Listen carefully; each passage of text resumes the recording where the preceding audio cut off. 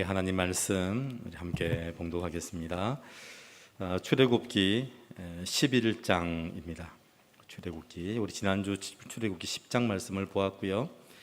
오늘 출애굽기 11장 말씀 11장 말씀과 12장 1절부터 14절까지 말씀인데 11장 1절부터 10절 우리 마지막 절까지 말씀 우리 함께 봉독하겠습니다. 출애굽기 11장입니다.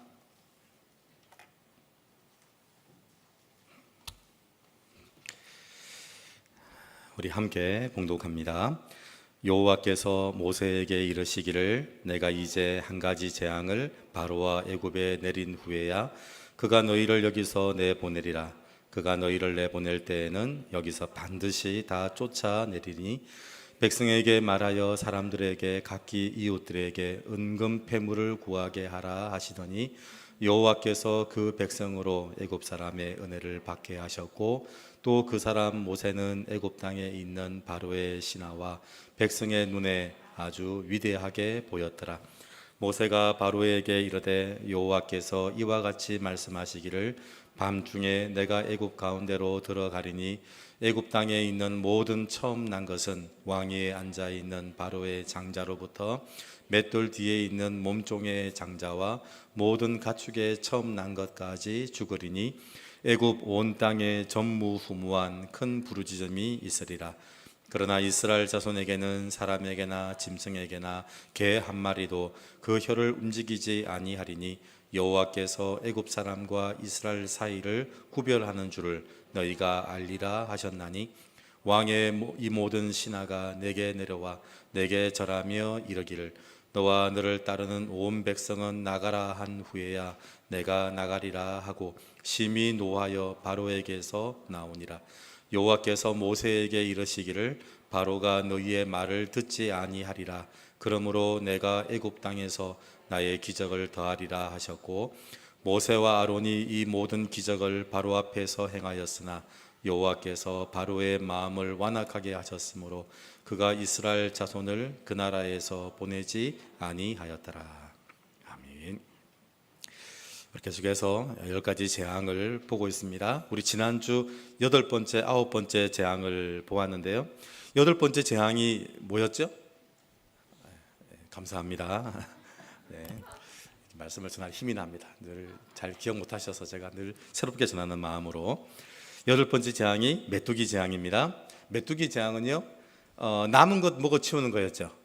그래서 우박이 다 떨어지면서 우박이 못 먹게 만든 게 있었는데 그래도 땅속에 남아있는 게 있었습니다. 그게 그들에게는 의지할 게 되었던 거죠. 이게 남아있다는 겁니다. 다 박살이 났는데 이건 남아있다는 겁니다. 그래서 이 메뚜기가 온 이유는 그 남은 것 먹어치우는 재앙이었습니다. 제가 재앙이 아니라 축복이라 그랬죠. 왜냐하면 사람은 의지할 게 조금이라도 남아있으면 그거 의지하거든요. 그런데 그거 의지하는 걸 하나님이 어떻게 했다고요? 빼앗아 버렸습니다. 여러분 사람이 조금이라도 의지할 게 있으면 그걸 딱 붙잡더라고요. 근데 붙잡는 게 뭐가 아니라고요? 생명줄 아니라는 겁니다. 생명줄 아닌데 생명줄인 줄 알고 붙잡고 있으니까 하나님이 뭐 하셨냐면 그거 빼앗아 버린 겁니다. 그거 생명줄 아니야. 그거 붙잡으면 안 돼. 그거 붙잡으면 죽어. 그래서 그걸 마저 빼앗는 재앙이 메뚜기 재앙이라는 겁니다. 그래서 사실은 이건 재앙이 아니고 축복입니다. 그거 붙잡으면 안 돼. 제가 지난주 말씀을 드렸죠. 절대 제가 가지고 있는 중에 제가 붙들게 하지 않는 게 있다고요. 등산 스틱. 3단짜리 등산 스틱 절대 붙잡으면 안 됩니다. 그거 의지해서 힘을 딱 주고 몸을 기대는 순간 잘못하면 벼랑에서 떨어질 수 있기 때문에 제가 절대로 등산 스틱 여기에 주의사항 붙어 있습니다. 이걸 사람들에게 의지하게 만들지 말아라. 이거 붙들면 안 된다라고 그 주의사항이 적혀 있습니다. 그게 이 메뚜기 재앙과 똑같은 겁니다. 그러니까 사람들이 조금이라도 의지할 게 있으면 그거 붙들고 있으니까 그거 의지하지 말라고. 그거 생명줄 아니니까 그거 붙들지 말라고 하는 것. 그게 8번째 재앙이었고 9번째 재앙은 흑암 재앙이었습니다.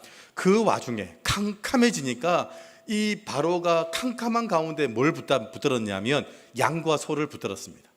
양과 소만 있으면 된다.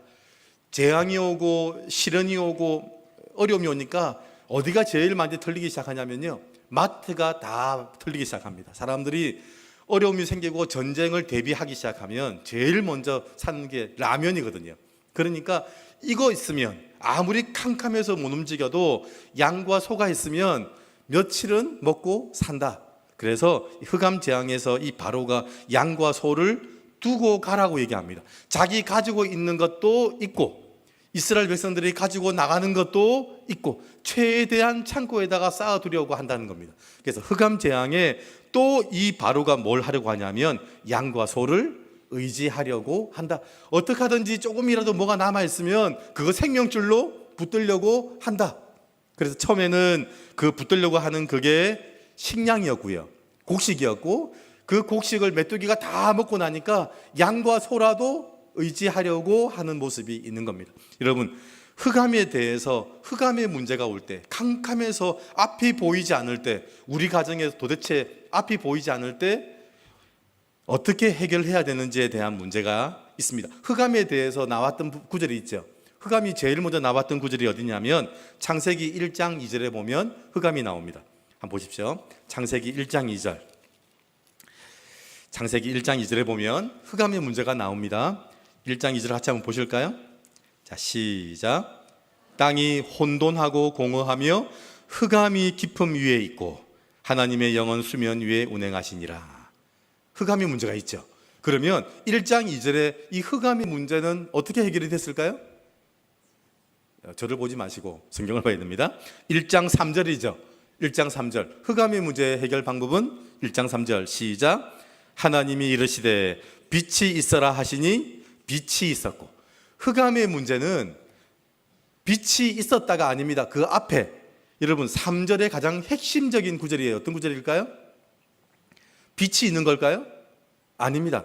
하나님이 이르시되가 핵심입니다. 하나님이 말씀하시는 게 답이었습니다. 하나님의 말씀이 임하니까 흑암이 뭐가 됐을까요? 자세히 한번 볼까요? 4절 시작. 빛이 하나님이 보시기에 좋았더라. 하나님이 빛과 어둠을 나누사. 흑암이 뭐가 되었냐면 말씀이 임하고 나니까 흑암이 어둠이 됐습니다. 빛과 어둠이 됐습니다. 빛과 어둠은 또 뭐가 되었냐면요, 5절 하나님이 빛을 뭐라 부르시고 낮이라 부르시고 어둠은 밤이라 부르시고. 여러분, 흑암의 문제를 하나님이 말씀하시니까 흑암이 뭐가 됐냐면 밤이 됐어요. 여러분, 흑암은 심각합니다. 흑암은 정전과 똑같습니다. 언제 빛이 올 줄 모르는 게 흑암입니다. 지금도 그 남아공에 있는 선교사님 물어봤더니 하루에 8시간 이상씩 정전된대요. 이게 심각하대요. 그래서 흑암은 이 빛이 언제 들어올지 모른다는 거예요. 그게 흑암이에요. 그런데 이 흑암을 하나님이 말씀하시니까 밤이 됐어요. 여러분, 학생 여러분들 낮이 좋아요? 밤이 좋아요? 제가 고3 때는 밤이 좋더라고요. 자는 시간이 제일 좋더라고요. 자는 시간이 꾸준히 갔으면 좋겠더라고요. 아침이 안 왔으면 좋겠더라고요. 제일 싫은 게 언제냐면 해 뜨는 시간. 성수야, 학교 가야지. 이게 제일 싫더라고요. 조금이라도 더 자려고 하면 저희 어머니의 그 방침이 있었습니다. 문을 다 열어버리시더라고요. 문을 다 열고. 여러분, 그래서 제가 학생 때는 밤이 참 좋았어요. 밤 그 시간은 모든 게 다 마치고 아무것도 안 해도 되는 시간이었거든요. 흑암이 말씀이 임하니까 밤이 되더라고요. 밤. 여러분, 흑암을 해결하는 방법은요, 말씀이 임해서 흑암을 밤으로 만드는 겁니다. 그래서 낮과 밤으로 만들어서 말씀이 임하니까 그게 하루가 되기 시작을 했습니다. 여러분, 그게 답이죠. 그런데 흑암이 오니까 바로는 어떻게 했다고요? 캄캄해서 움직일 수가 없으니까, 한 걸음도 나갈 수가 없으니까 자기 집 안에, 가정에 비상식량을 준비를 해둔 겁니다. 그게 양과 소를 비상식량으로 준비를 해두는 일, 그게 바로의 방법이었는데 하나님은 어떻게 했을까요? 창세기 1장 2절의 답은 말씀이어서 흑암을 밤으로 만들었는데, 그러면 출애굽기 10장에 나오는 10장의 이 흑암의 문제는 어떻게 해결했을까요? 10장 26절입니다. 10장 26절. 10장 25절. 10장 25절 시작. 모세가 이르되 왕이라도 우리 하나님 여호와께 드릴 제사와 번제물을 우리에게 주어야 하겠고, 이 바로는 양과 소를 의지했습니다. 그런데 이 말씀이, 하나님의 말씀을 받은 모세가 바로에게 양과 소를 뭐라고 설명했죠? 번제물로 설명했습니다. 바로 임금님, 양과 소는 비상식량 아닙니다. 그거 의지하는 거 아닙니다. 그건 번제물입니다. 여러분, 이게 말씀이 임하니까 양과 소는 번제물입니다. 양과 소는 의지하는 게 아니라 양과 소는 하나님께 드리는 제산물입니다 라고 얘기를 했습니다. 여러분, 말씀이 임하고 나니까 답이 정확히 보이기 시작하는 거죠. 그래서 메뚜기 재앙에 사람들이 또 흑암의 재앙 가운데 그나마 양과 소를 붙들고 있는 바로에게도 하나님이 답을 주시는데, 그게 말씀의 답이었습니다. 양과 소는 번제물입니다. 하나님께 번제로 드리는 겁니다. 아니, 지금 흑암이 있어서 뭘 양식을 가져도 모자란다고 하는 그 상황 가운데 어쨌든 양식을 쌓아놔야 되는데 뭐라고 한다고요? 그걸 나누는 겁니다. 가지는 게 아니라 나누는 게 답입니다. 여러분, 참 웃기죠? 지금 내 먹을 것도 없는데 하나님은 뭐라고 말씀하시냐면 나누는 것이 답이라고 얘기를 합니다. 지금도 세상의 젊은 사람들은 아무리 생각해도 절대로 하면 안 되는 일이 있는 겁니다. 결혼까지는 하겠다. 결혼도 안 하려고 하더라고요. 왜냐하면 결혼하면 둘로 나눠야 되잖아요. 자식을 놓으면, 3명을 놓으면 그걸 4등분해서 나눠야 되거든요. 그러니까 절대로 하면 안 되는 게 뭐냐면 결혼하면 안 되고 자식 놓으면 안 되고. 왜냐하면 그건 전부 다 나누는 거거든요. 여러분, 가지는 게 답일까요? 나누는 게 답일까요? 나누는 게 답입니다. 가지면 하나 아래 미랄이 되는데 나누었더니 100배의 결실을 나누게 되더라고요. 왜냐하면 우리는 물리적으로 나누는 거 아니거든요. 지갑에 있는 돈 1,000원을 나누면 그 1,000원을 1,000원, 100원씩 나눌 수 있지만 우리가 나누는 건 그 물리적인 게 아니라 생명을 가진 걸 나누잖아요. 생명을. 여러분, 생명은 가지는 게 이득이 아니라 뿌리는 게 이득입니다. 뿌리면 100배가 되잖아요. 그냥 물질은 나누면 10분의 1이 되지만 생명은 나누면 그건 100배가 되거든요. 그래서 이 모세가 바로에게 한 말이 맞습니다. 임금님, 지금 양과 소 우리는 다 가지고 가야 됩니다. 그리고 당신이 가지고 있는 양과 소도 주십시오. 와, 대단하죠. 이 바로가 자기들 양과 소도 가지고 있고 너희들이 나갈 때 양과 소는 두고 가라고 이야기하고 있는데, 이 모세가 뭐라고 말을 하냐면 우리의 양과 소도 가져가야 되고 당신의 양과 소도 가지고 가야 됩니다. 당신 가지고 있어봐야 일용할 양식도 되지 않을 겁니다. 그런데 당신도 그걸 번제물로 드리십시오. 그러면 이 애굽도 100배의 결실을 거두게 될 겁니다. 그러니까 내놓으라는 거예요. 여러분, 이게 선교사님들이 후원 받는 방법이더라고요. 그냥 그거 의지하고 있는 거 있으시면 내놓으십시오. 의지하지 마시고 아무리 의지해도 그냥 공 6개, 공 7개 그냥 숫자에 불과할 겁니다. 그냥 의지하고 있다면 그거 사용할 수 있도록 내놓으십시오. 여러분, 그게 하나님의 사람이 말씀으로 주는 답이더라고요. 자, 그런데 이 10가지 재앙의 9개가 전부 다 어디를 향하고 있는지를 보셔야 됩니다. 이 9가지 재앙이 전부 다 어디를 향할까요? 그게 오늘 11장 얘기입니다. 11장 1절. 11장 1절 한번 보실까요? 이 9가지의 메시지가, 말씀이 전부 향하고 있는 데가 있습니다. 11장 1절 시작. 여호와께서 모세에게 이르시기를 내가 이제 한 가지 재앙을 바로와 애굽에게 내린 후에야 그가 너희를 여기서 내보내리라. 그가 너희를 내보낼 때에는 여기서 반드시 다 쫓아내리니. 이제 한 가지 재앙이 남았는데 이 9가지가 전부 이걸 얘기하는 겁니다. 첫 번째도 이걸 얘기하고 두 번째도 이걸 얘기하고 세 번째도 이걸 얘기하는데, 이 10번째 재앙이 임할 때면 바로가 내보내는 정도가 아니고 쫓아낼 거라는 겁니다. 제발 나가달라고. 그냥 나가도 되겠습니까가 아니라 제발 나가달라고 얘기를 할 거라는 겁니다. 그것도 그냥 나가는 게 아니고요, 이 온 백성들에게 은폐물을 다 주어서 손에 쥐어서 내보낼 거라는 겁니다. 여러분, 이 10번째 재앙이 뭐였냐면 바로 죽음입니다. 죽음. 마지막 사람들이 죽을 때 마지막 유언이 뭐냐면 내가 빚 받을 때가 있는데 누구 빚 받아라, 돈 받아라 이런 유언 없더라고요. 이런 마지막 죽을 때 마지막 모든 유언은요, 사람들의 관계에 대한 이야기였습니다. 모든 걸 다 내려놓더라고요. 죽음 앞에서 내가 가지고 있는 재산, 내가 가지고 있는 권력 아무 소용 없습니다. 그래서 죽음 앞에서 모든 걸 다 내놓기 시작을 합니다. 애굽 사람들이 은금 패물을 왜 다 주겠습니까? 죽음보다는 이게 훨씬 작은 문제거든요. 그래서 은금 패물을 다 주게 된다는 겁니다. 그래서 모세가 죽음을 경고하고요. 그래서 10가지 재앙은 세상의 10가지 모습이고 10가지 재앙의 모든 10번째 모습은 전부 어디를 향하고 있냐면 죽음을 향합니다. 여러분, 우리가 있는 삶 똑같죠? 우리는 지금 어디를 향해 달려가고 있을까요? 죽음을 향해 달려가죠. 우리 모든 사람들은 다 죽음을 향해 달려갑니다. 근데 그 죽음을, 흑암을 절망으로 만들 건지 그 흑암을 밤으로 만들 건지, 그건 다 차원이 다르다는 겁니다. 그래서 제가 장례식 설교를 할 때 죽었다고 말하는 법이 없습니다. 우리는 잔다고 말을 하지. 여러분, 죽은 것과 잔다는 건 작은 차일까요? 큰 차일까요? 큰 차이죠. 죽음은 끝나는 겁니다. 자는 건 깨울 수 있잖아요. 그래서 이 흑암의 문제를 말씀이 임하고 나니까 이 흑암이 밤이 되었다. 굉장히 중요한 겁니다. 9가지 재앙이 아니라 축복이 되는 방법이 뭐냐면 이 죽음을 말씀으로 이해하는 겁니다. 그래서 죽음의 문제는요, 뒤로 미룰 수 있는 문제가 아닙니다. 바빠서 뒤로 미룰 수 있는 문제가 아닙니다. 내가 바빠서 못 죽겠습니다. 그런 사람 아무도 없습니다. 죽어야 되는데 내가 바빠서 내가 안 죽겠. 그런 사람이 아무도 없습니다. 혹시 그런 분 보셨습니까? 어르신들 돌아가시는데 갑자기 내가 바빠서 내가 못 죽겠다 일어나셔가지고 일 보시고, 그런 분들은 절대 없습니다. 여러분, 죽음은요, 뒤로 미룰 수 있는 문제가 아닙니다. 바빠서 뒤로 미룰 수 있는 문제가 아닙니다.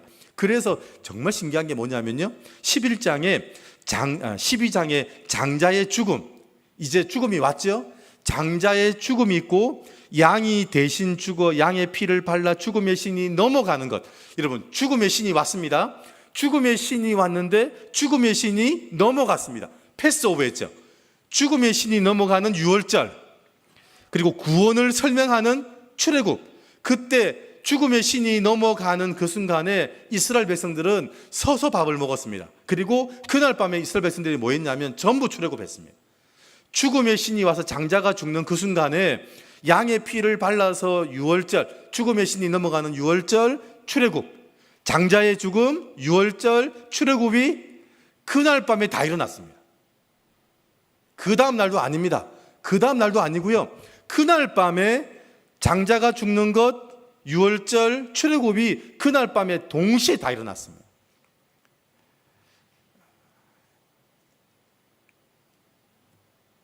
가장 위급한 심장마비가 올 때 시간은요, 10분 안에 해결해야 됩니다. 여러분, 심장마비 왔는데 이 남은 시간, 황금 골든 시간은 10분입니다. 그 10분 안에 조치하지 않으면 죽습니다. 그러니까 장자가 죽었는데 유월절은 내가 내일 시간이 되면 드리고 출애굽은 내가 기회가 되면 하고, 그런 말은 절대 안 된다는 겁니다. 장자의 죽음의 문제가 왔을 때 유월절 출애굽은 그날 밤 바로 그 시간에 다 같이 이루어진 겁니다. 예배는 죽고 사는 내 문제 때문에 드리는 겁니다.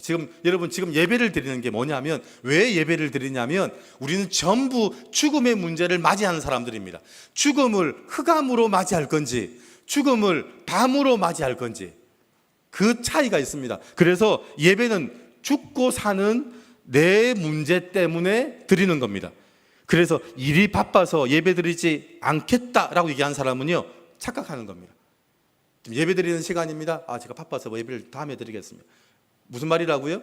내가 지금 바빠서 못 주겠습니다. 똑같은 말입니다. 그래서 유월절은 다음에, 출애굽은 기회 되면 이라고 말하는 사람과 똑같다는 겁니다. 그런데 그렇게 되면 그 죽음의 신이 왔을 때 죽습니까? 삽니까? 죽습니다. 만약에 유월절과 출애굽을 그렇게 이해를 하면, 지금 제가 바빠서 유월절은 다음에 드리고 출애굽은 내가 기회가 되면 그때 하겠습니다 라고 말을 하면, 장자가 죽는 죽음의 신이 왔을 때 모두 다 죽었다는 겁니다. 여러분, 그때는 흑암이, 모두에게 흑암이지 밤은 아니에요. 말씀이 임해서 흑암을 밤으로 만들어내는 사람이 필요하다는 겁니다. 양과 소, 이게 내 의지하는 것에서 그걸 번제물로 바꿔버려야 됩니다. 주님 앞에 드리고 나누는 걸로. 하나님이 나에게 재물을 두신 이유는 필요한 사람을 위해서 주라고 주신 거지, 이게 마지막 위급한 상황에 나를 구해낼 구세주라고 믿는 것으로 삼지 말아야 된다는 겁니다. 여러분 통장 안에 있는 돈은 여러분 마지막 긴급한 상황에 여러분을 살려낼 수 있는 재물이 아닙니다. 이건 사람들을 사용하라고 주신 겁니다. 하나님 필요한 곳에 보내라고 주신 겁니다. 여러분, 그래서 베풀고 섬기라고 주신 거지, 이게 내 생명을 붙들 것이라고 생각하면 착각한다는 겁니다. 여러분, 예배는 일이 바빠서 예배를 드리지 않는 사람, 여러분 착각입니다. 세상의 10가지 특징은요, 10가지 특징은 하나님의 죽음에 대해서 향해 달려가는 답을 얘기해 주는 것이고요. 그래서 탕자에게는 10가지 모습이 다 있습니다. 그렇죠. 탕자에게는 10가지 모습이 전부 다 있습니다. 마지막 먹지 못해서 죽음이 코앞에 다가왔을 때 탕자가 아버지를 찾아갑니다. 아버지를 찾아갈 때 해결될 것 같지 않았던 10가지 모습이 회복되기 시작을 합니다. 자는 문제, 먹는 문제, 씻는 문제, 입는 문제, 하나도 해결되지 않잖아요. 여러분, 의식주 문제가 하나도 해결되지 않아요. 그런데 의식주 문제를 하나씩 해결하지 않는다는 겁니다. 10가지 재앙을 해결하는 방법, 이 탕자의 10가지 문제를 해결하는 방법은 딱 한 가지였습니다. 아버지 집으로 돌아가는 겁니다. 아버지를 만났을 때 10가지 문제가 다 해결됐습니다. 하나씩 해결된 게 아니고요, 10가지 문제가 동시에 다 해결되었습니다. 예배는 탕자가 아버지를 찾아가는 겁니다. 아직 예배의 필요성을 모르신다면 이 10가지 재앙을 이해하셔야 됩니다. 왜 하나님 아버지에게로 가야겠다는 마음이 들지 않는지, 10가지 재앙, 그렇다면 우리는 10가지 재앙, 10가지 모습을 전부 다 겪게 될 겁니다. 이 10가지 재앙이 하나님을 만나지 않을 때 우리에게 일어나는 모든 10가지의 모습이 우리의 모습이라는 겁니다. 자, 그리고요, 이 10가지 재앙은 10번의 기회입니다.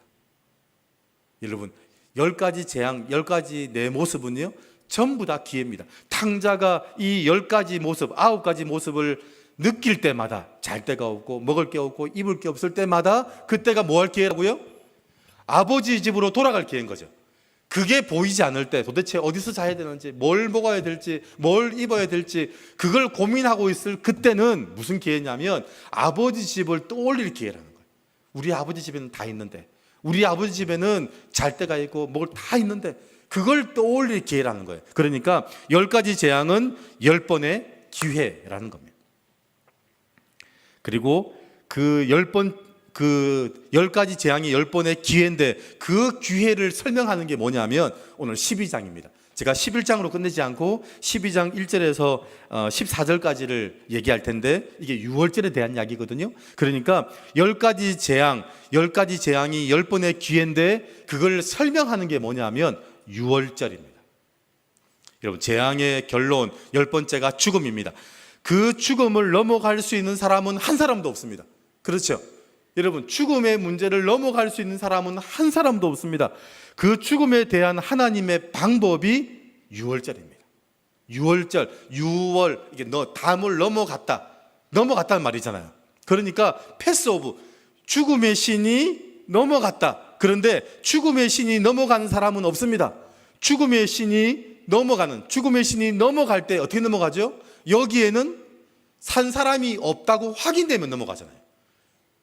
살아있는 사람이 있는데 이 사람은 내가 아는 사람이니까 넘어간다, 그런 법은 없습니다. 죽음의 신은 무조건 다 죽이고 넘어갑니다. 그러니까 모두가 죽어야 합니다. 죽음의 신은 죽어야 넘어가거든요.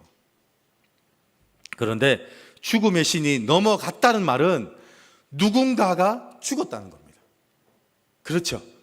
누군가가 죽었습니다. 바로 임금의 장자부터 짐승의 첫째 생명까지, 이건 빈부귀천이 없어요. 죽음은 봐주는 법이 없습니다. 죽음은 누군 봐주고 누구는 봐주지 않는 법이 없습니다. 죽음은 전부 다 죽고 넘어갑니다. 그런데 죽음의 신이 넘어갔다는 말은 반드시 누군가가 대신 죽었기 때문에 그 죽음의 신이 넘어가는 겁니다. 우리가 구원받았다는 말은 누군가가 죽었다는 말입니다. 그렇죠? 우리가 구원받았다는 말은 누군가가 죽었기 때문에 죽음의 신이 넘어간 거지, 그냥 넘어가는 일은 없다, 라는 겁니다. 그래서 12장 2절 보십시오. 이 죽음의 신이 넘어갔는데 이스라엘 백성들은 살았잖아요. 그래서 이스라엘 백성들이 만든 게 있습니다. 12장 2절 시작. 이 달을 너희에게 달의 시작 곧 해의 첫 달이 되게 하고. 이스라엘 백성들은 신년 첫 해가 이 6월절 이달입니다. 이달부터가 신년 첫 달입니다. 시작이라는 겁니다. 왜 그랬죠? 그때 내가 죽었어야 됐는데 그때 내가 살았잖아요. 다시 살았잖아요. 여러분, 우리에게서 생일, 우리의 나이는 어떻게 하냐면 내가 태어난 그 달부터 내 생일입니다. 내가 태어난 날이 그 달부터. 그래서 한국 사람들은 그때부터 나를 세기 시작합니다. 2살입니다. 뱃속에 있었던 것 1살. 그리고 엄마 뱃속에서 나온 그날부터 1년 동안 2살. 내가 태어난 날로부터 날짜, 내 나이를 세기 시작을 하는 겁니다. 그러니까 이스라엘 백성들에게는 언제가 신년이고 새해냐면 6월절부터입니다. 내가 죽었어야 되는데 살았던 그날로부터 그게 새해라는 겁니다. 이제 문제가 있습니다. 그러면 문제가 뭘까요? 구원받았다는 말은 내가 죽었다는 말이잖아요. 그런데 문제가 뭐냐면 죽음의 신이 오기 전에 죽어야 됩니까? 죽음의 신이 왔을 때 죽어야 됩니까? 심각합니다. 여러분, 죽음의 신이 와서 죽으면 우리는 흑암의 문제를 가지고 죽은 겁니다. 그런데 죽음의 신이 오기 전에 죽으면 우리는 흑암에 사는 게 아니고 밤에 사는 겁니다. 자, 죽음의 신이 오기 전에 죽어야 됩니다. 그렇죠? 죽음의 신이 왔을 때 죽으면 방법이 없어요. 그래서 죽음의 신이 오기 전에 우리는 죽어야 됩니다. 그게 교회에서 말하는 세례입니다. 세례. 우리는 죽을 사람일까요? 죽은 사람일까요? 우리는 죽었던 사람일까요? 우리는 죽을 사람이겠습니까? 죽었던 사람일까요?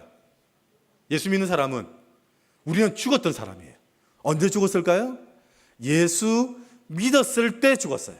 예수 믿었을 때 그때 죽었어요. 우리는 죽음의 신이 오기 전에 우리는 이미 죽었어요. 그래서 죽음의 신이 넘어가는 거잖아요. 우리는 그때 죽었어요. 그래서 우리를 예수 믿는 걸 중생이라고 얘기해요. 우리는 다시 살았어요. 그 죽었어야 될 우리는 이미 죽었다는 거예요. 그래서 죽음의 신이 오기 전에 죽느냐, 죽음의 신이 와서 죽느냐가 얼마나 중요한지 모릅니다. 죽음의 신이 넘어간 건 그 집에 산 사람이 없기 때문에 그렇습니다. 예수 믿었다는 말은 죽었다는 말입니다. 그래서 예수 믿을 때 여러분 장로교 목사가 예수 믿을 때 세례를 줄 때 제가 물을 가지고 세례식을 하잖아요. 세례식을. 장로교는 이 물을 묻혀가지고 머리 위에 올리고, 침례교는 어떻게 한다고요? 강에 세워서 세례를 줄 때 우리말 잡아뜨려가지고 물에 빠뜨렸다가 나오잖아요. 이게 세례입니다. 세례. 그 물 속에 들어갔다가 나왔다는 거예요. 장로교는 물을 묻혀서 머리 위에 올리잖아요. 니는 물 밑에 있다. 왜 장로교는 이렇게 했다고요? 선교를 하는데 그 사람을 데리고 강가에 가서 세례를 줄 수가 없어요. 세례를 받는다는 걸 알면 죽는 상황이 되니까 세례를 줄 수 있는 방법이 뭐냐면 네가 물속에 있다는 걸 한번 설명해 보자. 그래서 이걸 강이라고 얘기하고 강 밑에 있다고 설명을 한 거예요. 여러분, 강 밑에, 당신은 물 밑에 있다. 그래서 예수 믿는 사람도 출애굽한 사람들이 홍해 물 밑을 걸어 지나가잖아요. 여러분, 그게 세례입니다. 죽었다는 말이에요. 예수 믿었다는 말은 죽었다는. 그래서 죽은 건 일부만 죽은 게 아닙니다. 죽었다는 건 모든 게 죽었다는 말이에요. 어느 한 부분이라도 살아있다면 그건 죽은 게 아닙니다. 감정도, 감각도, 자존심도 다 죽어야 됩니다. 우리는 다 죽은 것 같은데 어느 한 부분은 살아있다. 그럼 죽은 거 아닙니다. 오늘은 주일입니다. 여러분, 주일이 어떤 날이냐면요, 당신이 완전히 죽었음을 증명하는 날입니다. 주일은 내가 죽었다는 걸 증명하는 날입니다.